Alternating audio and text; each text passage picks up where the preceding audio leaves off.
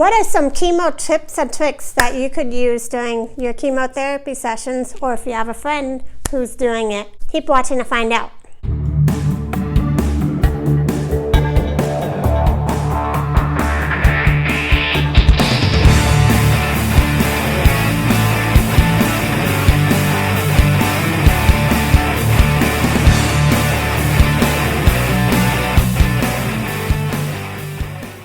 Hi busy moms, welcome back to my channel. My name is Simon Kuroshi for anybody who's new to my channel, and I help busy moms find life hacks so that they can make their lives easier, just make more time for themselves so they can do skincare or watch movies or do just whatever it is that you want to do, spend time with the family. Today I'm going to talk to you guys about something a little different than what I normally do. I'm going to talk to you guys about some chemo tips and tricks that you can use if you're going through chemotherapy for any reason, whether it's cancer or any type of illness that you may have that requires chemotherapy. Why this topic exactly? It just happens to be Breast Cancer Awareness Month. That is a total coincidence, has nothing to do with the reasoning of my uploading this video. I'm actually going through some personal things. It turns out that I have breast cancer. I just got diagnosed with breast cancer about 2 months ago. It was like end of July. I've been kind of prolonging this video a little bit because wasn't really sure how to talk about it. So I got diagnosed in end of July, and it was literally the day that I was going to Toronto for my cousin's wedding. So I had got the diagnosis that morning before I left, and then I went on an airplane and went on my trip. And then it was really tough because that was obviously not the news that I wanted or was expecting. It was totally unexpected. I just happened to go for a physical, and I just happened to request a mammogram, and then I did a biopsy the week before I went to Toronto, but I really wasn't expecting anything. And then I got the news. That news kind of turned my life upside down because obviously that's like bad news, and you're just kind of like, it's all in the back of your mind no matter what you're doing. I did enjoy my trip as much as I could under the circumstances, but it was not the best of circumstances. So I did schedule my appointments and everything ASAP, and then made a trip earlier back. I ended up flying back earlier than planned just so I could go to my doctor appointments. I came back the day before my doctor appointments so I could not delay anything, because you really don't want to delay any of your treatments. Anyway, so that's my story. So the last 2 months I've started chemotherapy. I've been doing it for a month now, and I did all the testing for a month like before starting. So I am doing that. The good news is that it looks like it's initial stages and that we caught it early. So for anybody out there, make sure you're getting your mammograms done. It's always good to catch it early so that way you can have good progress. Also, in honor of Breast Cancer Awareness Month, I wanted to provide a link below for donations for breast cancer.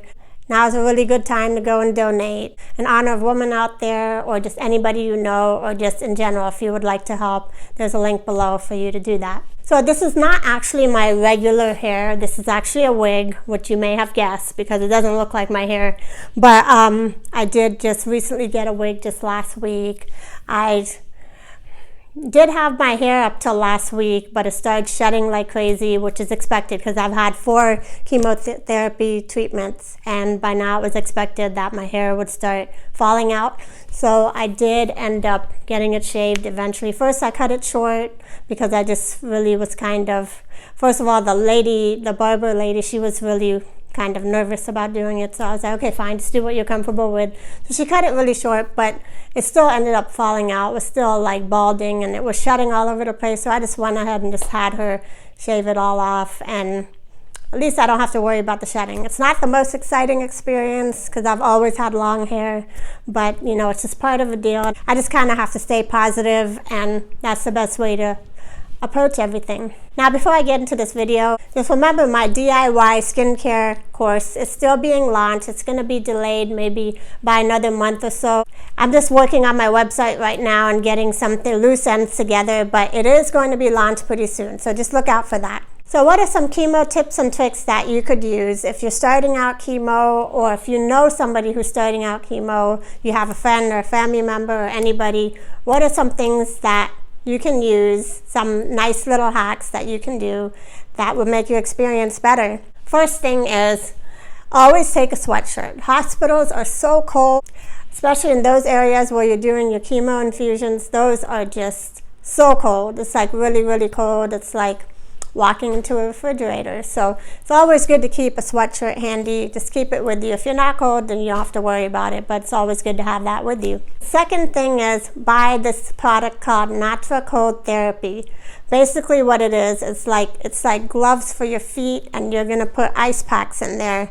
And because to prevent neuropathy during chemotherapy, they'll put your feet in ice, in like a bowl of ice, and you'll put your hands in a bowl of ice.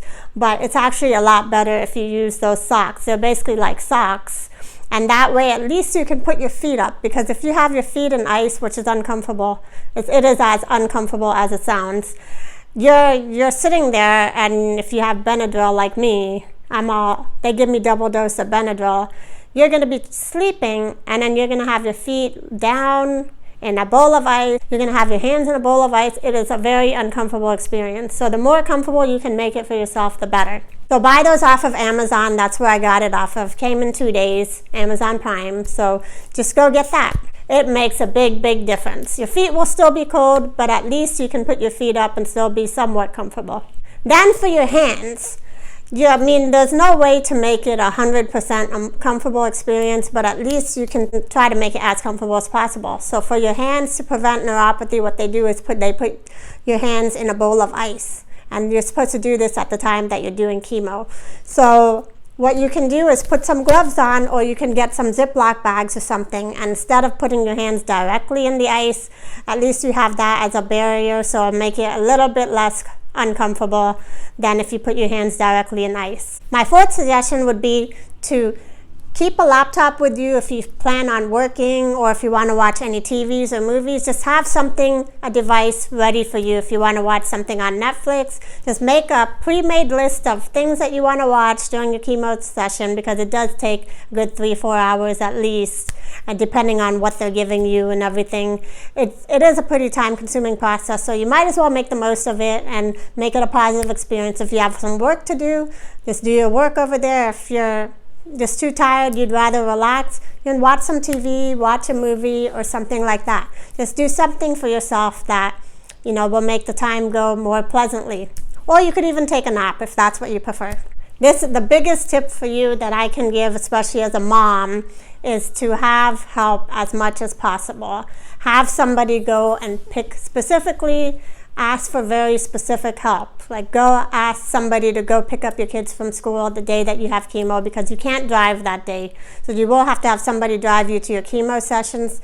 And of course, you're going to have somebody pick up your kids. So if that is something that you should kind of keep in your mind, ask for very specific help. You will need help in somebody picking up your kids from school, or if somebody needs to be home to get them from school, if they're coming on the school bus, you need to have somebody home, or whatever it is that you need. Ask for very specific help, because you will need it. I'm the type of person that is like super mom. I like to do everything by myself, particularly for my kids. I take a lot of pride in that. But there's times like this when if you need help, you need help. It's just the end of it. There's not really a choice in this matter. So the more help that you can get, the better it is.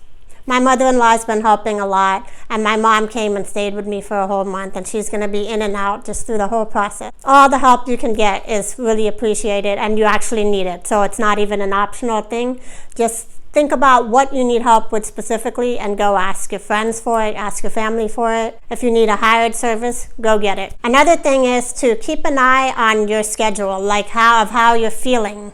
Like your symptoms will come and everything. Like after your chemo, just keep an eye on the next day. Are you feeling nauseous? Are you feeling bad? Or the second day or the third day, just kind of keep an eye on for it and see if there's a pattern. If there's a pattern, then it's easier for you to predict when you will need any help from anybody. You're more able to predict it. If there is a pattern, if there's not a pattern, then you just kind of have to roll with the punches. But if there's a predictable pattern, then try to catch it. And then another suggestion that I have for you is a cool cap, if that is something that you would like. I entertain the idea of it, but a cool cap, having something really cold on my head, that to me does not appeal. I'm already having my hands and feet in ice, so that's something that I opted out of. Plus the hospital didn't provide it. Some hospitals, they have it, but by the time they would have gotten it, I would have already had my chemo sessions for a month, so my hair would have already fallen out. But that is an option out there that can help prevent your hair loss. It's not 100%, but it is an option, so that's something that you can look into. Anyway, that's what I have for you guys today. If you like more videos like this, please just give this video a thumbs up and subscribe to see more videos like this. And I will also walk you guys more through the process of what I'm going through as I'm going through it. And I'm just trying to stay positive and just keep going, take it day by day. Some days are good, some days are bad, but I'm just trying to keep a positive attitude. That's the most important thing. If you guys have any comments, I would love to hear your comments below. Thank you for watching. I'll see you guys next time. Bye.